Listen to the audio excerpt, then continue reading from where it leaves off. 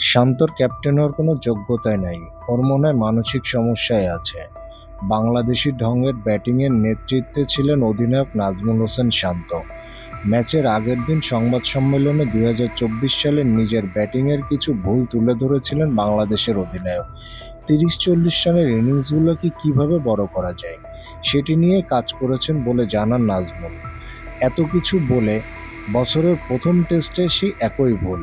মুজার আম্বানির অফ স্টাম্পের বাইরে করা শর্ট বলে ব্যাকওয়ার্ড পয়েন্টে ক্যাচ দিয়েছেন ব্যক্তিগত 40 রানে। সাদা পোশাকের ক্রিকেটে কেন এমন শট খেলতে গেলেন, এই যুগে সে প্রশ্ন তোলার সুযোগ নেই।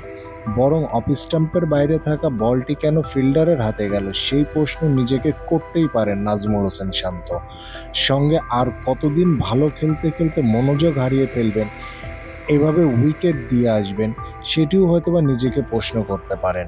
নাজমুলের বিদায়ের পরে যিনি উইকেটে আসেন সেই মুশফিকুর রহিম যেভাবে আউট হয়েছেন তা আরও দৃষ্টিকটু।